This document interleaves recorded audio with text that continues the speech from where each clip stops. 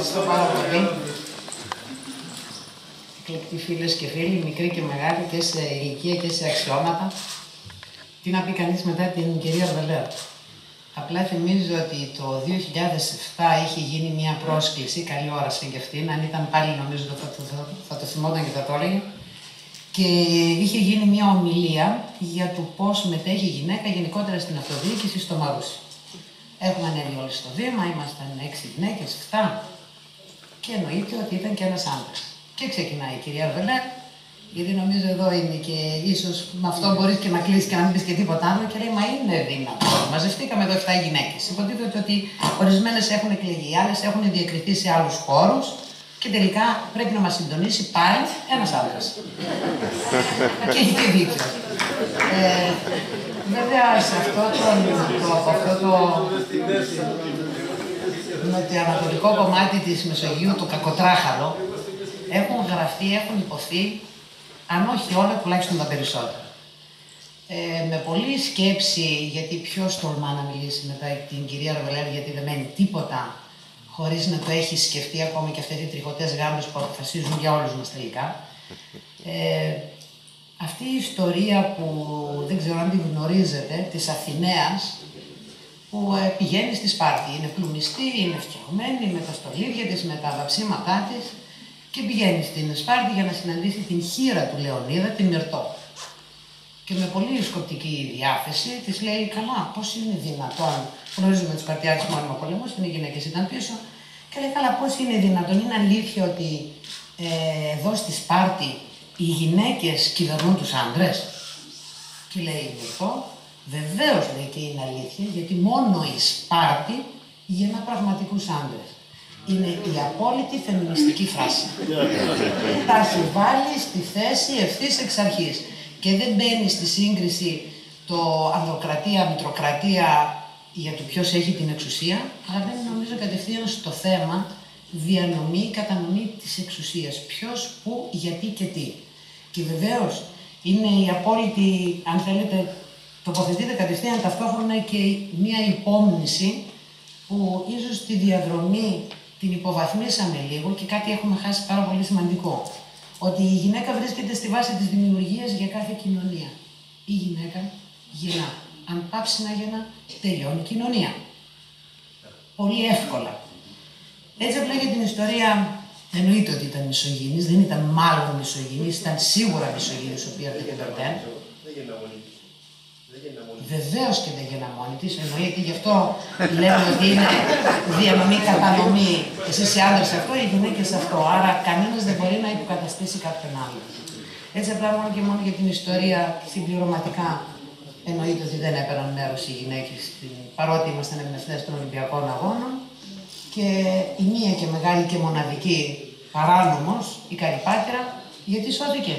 Γιατί είχε μία οικογένεια που την προστάτεψε λόγω των διακρίσεων και των Ολυμπιονικών, και γιατί πολύ φυσιολογικό ως μάνα και ως προπονήτρια του γιού της, βλέποντας τον να κερδίζει, πήδηξε μέσα στο γήπεδο και φανερώθηκε. Και η χαρά της αποδοχής και της προόδου του γιού της ήταν εκείνο που την έσωσε. Διαφορετικά τώρα δεν θα θυμάμασταν καμία Καλυπάτηρα.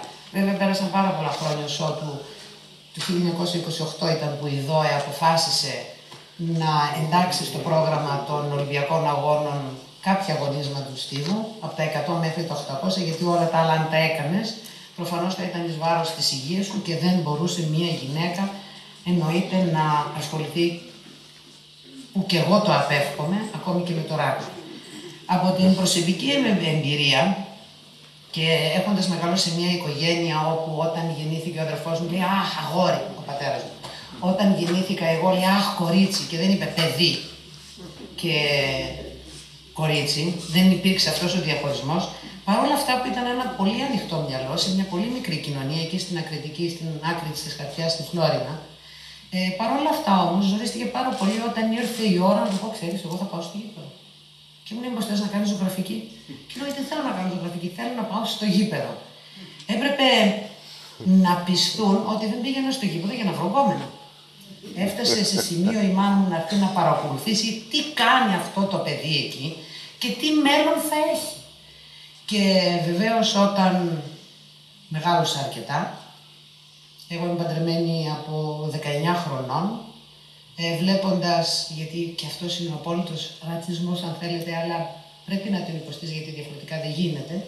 Μην με βλέπετε τώρα που έχουν πέσει εμείς. Τότε είχα ακούσει φρικτούς χαρακτηρισμούς, όπου αναρωτιώσουμε τελικά είσαι γυναίκα ή όχι, γιατί ήταν πολύ φουσκωμένη μυς, το απαιτούσε το αγώνισμα. Και θυμάμαι τη μητέρα μου να λέει ευτυχώς το παιδί παντρεύτηκε νωρίς.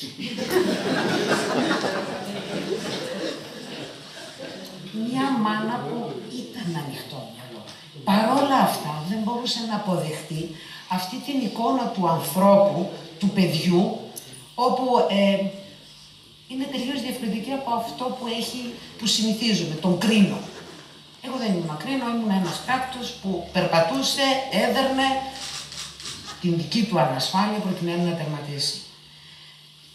Το 1988 ήταν οι Ολυμπιακοί Αγώνες στη Σεούλ. Η εκπροσώπηση του κλασικού αθλητισμού της Ελλάδος έγινε από 6 γυναίκες. Ήταν η σκηταλοδρομία 4x100, 4 αθλήτριες συν μία αναπληρωματική και η Γιάννα Ιδερούλη. Δεν σας κρύβω με τι ντροπή μας έστειλαν. Γυναίκες μόνο. Αφού δεν πάει άντρας δεν πρέπει να πάτε κι εσείς. Μα έχουν πια στόρια. Και τελικά παρενέβη εδώ και πήγαμε. Όταν φτάσαμε στο αεροδρόμιο, δεν μπορούσε να γίνει αυτό χωριστό και δεν μιλάμε για πάρα πολλά χρόνια πίσω. Βλέπω και νέα παιδιά, βέβαια είναι η άλλη γενιά, αλλά μου πέστε ότι ήταν μια γενιά πίσω. Όταν φτάσαμε στο αεροδρόμιο, με όλη την αγωνία, μετέχεις στη μεγαλύτερη γιορτή του αθλητισμού. Ξέρετε ποια ήταν η ερώτηση ενός. Βέβαια, εγώ από τότε ήμουν λίγο αυθάδης. Γιατί ήρθατε εσείς εδώ, λέει, για τουρισμό, δικός μας δημοσιογράφος. Λέω, γιατί κι εσείς. Γι' αυτό που ήρθατε κι εσείς. Αντί να σου πούν, προσπάθησε, πάλεψε. Δεν πηγαίνεις με αξιώσεις. Αλλά ποτέ δεν ξέρεις τι θα έρθει μετά από 4 χρόνια. Δεν μπορείς να απαξιώνεις κάποιον, αρσενικό, φιλικό, να παλεύει και να αγωνίζεται. Το 1992, κανένας δεν περίμενε βέβαια, εννοείται, είχα πιάσει πάνω από 10 φορές το όριο των Ολυμπιακών Αγώνων που ήταν 13-14, όπου και πάλι, επειδή ακριβώς με το 13-14 στα εμπόδια δεν διεκδικείς κάτι πολύ καλύτερο παρά μόνο το προκριματικό και στο σπίτι σου, και πάλι με δυσκολία ένα μέλος της Ολυμπιακής ομάδας. Περίμεναν από τους άντρες και πάλι τις μεγάλες επιδόσεις, γιατί ήδη είχαν καταγραφεί. Αλλά ίσως επειδή είστε ακριβώς άντρες, δεν μπορείτε να καταλάβετε κάτι. Από το πείσμα και τη θέληση ενός ανθρώπου, λέω, όχι γυναίκας, ενός ανθρώπου που έχει αποφασίσει να κάνει ένα κλικ στη ζωή της, μια διαφορά. Εκείνο που πολύ εύλογα το είπε και η κυρία Αρβελέρ, βεβαίως η γυναίκα αφού επιλέγει να ασχοληθεί και με τα κοινά και με την πολιτική και με το συνδικαλιστικό κίνημα και διακρίνεται στην επιστήμη, στην τεχνολογία, στον αθλητισμό, έχει την επαγγελματική της καριέρα, ταυτόχρονα είναι σύζυγος μητέρα, δημιουργεί οικογένεια, τη στηρίζει. Πόσα καρπούζια είναι? Πολλά. Σε μια μασχάλη. Αναρωτιέσαι ποιο θα σπάσει πρώτο. Μέχρι στιγμής, η δική μου διαπίστωση και με όλα όσα βλέπουμε, είναι ότι το καρπούζι που έχει σπάσει πρώτο είναι της οικογένειας. Γιατί η μάνα έχει βγει έξω από το σπίτι πολλές ώρες. Εννοείται ότι είναι λογικό οι περισσότερες γυναίκες, στις περισσότερες γυναίκες και λόγω των αναγκών, που πρέπει να βγει στην αγορά, πρέπει να φέρει κάποιο εισόδημα, τίθεται πάντοτε το δίλημμα μεταξύ της οικογένειας και της εργασίας. Βεβαίως η ζυγαριά κλείνει όλο ένα και περισσότερο στην επαγγελματική και την οικονομική σταθεροποίηση, αφήνοντας μοιραία την οικογένεια για αργότερα. Σε μία ερώτηση ενός παιδιού γυμνασίου, 14-15 χρονών, σε ομιλίες που αγαπώ πάρα πολύ να κάνω, με νέα παιδιά όπου πάντοτε υπάρχει μία ερώτηση που εμείς οι μεγαλύτεροι δεν τη σκεφτούμε ποτέ. Μου λέει, κυρία Παπουλίδου, λέει, οι θυσίες. Οι θυσίες είπαμε ότι όταν αγαπάς κάτι δεν είναι θυσία, είναι δώρημα. Λέει κάτι, λέει, που να σας πονάει. Λέω, το αγκάθι που με πονά και που θεωρώ ότι είναι το πιο ακριβό τίμημα που έχω πληρώσει, είναι το ότι έμεινα με ένα παιδί. καθότι η γυναίκα. Ο άντρας μπορεί και 3 και 4 και είναι έτοιμος πάλι να αγωνιστεί την επόμενη μέρα. Η γυναίκα πρέπει να αγωνιστεί σχεδόν μετά από 1 χρόνο. Ναι, επιλέγεις. Το τίμημα το έχω πληρώσει. Πολύ συνειδητά ή ασυνείδητα, ή πολλές φορές, ξέρετε, εμείς οι πρωταθλητές θεωρούμε ότι μπορούμε να τα κάνουμε όλα. Γιατί μου λέγε η μητέρα μου, Πάνη Σοφή, στρατηγός του Δημοτικού, λέει μη, όχι όταν εσύ θέλεις, όταν πρέπει. Γιατί υπάρχουν ηλικίες που εάν σου ξεφύγουν, δυσκολεύουν πολύ, πολύ περισσότερο τα πράγματα, εκτός και αν αποφασίσεις και πεις ότι εγώ δεν θέλω τίποτα παρά μόνο την επαγγελματική μου προοπτική και την δική μου προσωπική εξέλιξη. Μέσα σε όλα που κάνει η γυναίκα και που το ξέρουμε όλοι, που τα αναγνωρίζουμε και λέμε μπράβο, αλλά δεν δίνουμε τις θέσεις ή τους μισθούς τους ανάλογους, έχουμε ίσως απολέσει, είναι αυτό που σας είπα, και την φύση, την πραγματική της γυναίκας. Αναρωτιέμαι μήπως τελικά η γυναίκα απαρνήθηκε και η ίδια ακόμη τη φύση της. Μοιάζει βέβαια με ηρωνία, αλλά μήπως αυτή είναι τελικά και η μεγαλύτερη απώλεια. Μήπως οι γυναίκες κατάφεραν να απολέσουν με πολύ ελαφρά καρδιά και ανεπιστρεπτή ίσως το δικαίωμα στο παραμύθι, και παραμύθι είναι το αδύναμο φύλο. Λέμε ότι στον δυτικό κόσμο είμαστε καλά. Και χθες και σήμερα, νομίζω ότι όλοι λίγο πολύ γίναμε αποδέκτες αυτής της συνέντευξης, όπου η δημοσιογράφος μιλά με έναν Ισλαμιστή, μουσουλμάνο, και της λέει κάποια στιγμή μπροστά στην κάμερα «σκάσε». Έχει καλή θέση η γυναίκα προφανώς, άρα μπορεί να της πει και σκάσε χωρίς καμία επίπτωση. Προφανώς στις δυτικές χώρες έχουν προχωρήσει πολύ με αίμα και πόνο και κόπο και πολύ αγώνα, αλλά πολλά πράγματα πρέπει να βελτιώσουμε κι εμείς σε αυτές τις απολυτόφρονες κοινωνίες, και θα θέσω πρώτα και την δική μας, που παρότι έχουμε βελτιώσεις, πολλές. Όταν γέννησα τον γιο μου, 40 ημερών, τον πήγα στην εκκλησία να σαραντήσει. Ένιωθα ότι είμαι η μοναδική στον κόσμο. Έχουν πάρει τον πιτσιρίκο με τις δαντέλες και με τα άσπρα και τα κεντίδια και τον έβαλε μέσα στο ιερό. Και λέει: είχα κοριτσάκι, λέει: θα μέναμε απ' έξω. Λέω: 40 ημερών. Είναι δυνατόν? Βεβαίως και είναι. Σε πρόσφατη εκδήλωση στο Πανεπιστήμιο, στον χώρο του Πανεπιστημίου της Θεσσαλονίκης, είδατε ότι εμείς είμαστε προοδευτικοί και εξελιγμένοι. Στον χώρο λοιπόν του Πανεπιστημίου της Θεσσαλονίκης, παλαιότερα ήταν χριστιανικά μνήματα, τα οποία καταστράφηκαν από τον Βάβαρο Οθωμανό, αργότερα έγιναν εβραϊκά μνήματα και καταστράφηκαν από τον Βάρβαρο του Γερμανό. Και προς μνήμη και ανάμνηση θα γινόταν τα αποκαλυπτήρια ενός μνημείου. Έχουμε ανέβει σε μια εξεδρούλη, καλή ώρα, λίγο πιο ψηλή. Δεν γνωρίζω βεβαίως τους όρους και τους κανόνες. Έρχεται ο Ραβίνος, ο παπάς των Εβραίων, χαιρετάει τους πάντες. Απλώνω εγώ το χέρι από σεβασμό να τον χαιρετήσω και τραβιά και μου λέει όχι. Λέω, συγγνώμη, λέω, έκανα κάτι. Μου λέει, μόνο της γυναίκας μου το χέρι πιάνω. Καταλαβαίνετε ότι γύρισε λίγο το μυαλό, γιατί δεν ήξερα, θα μου πεις, δεν ρώταγες, τώρα το ξέρω, και λέω, συγγνώμη, εάν πέσετε από την εξέδρα και σας απλώσω το χέρι, θα προτιμήσετε να πέσετε?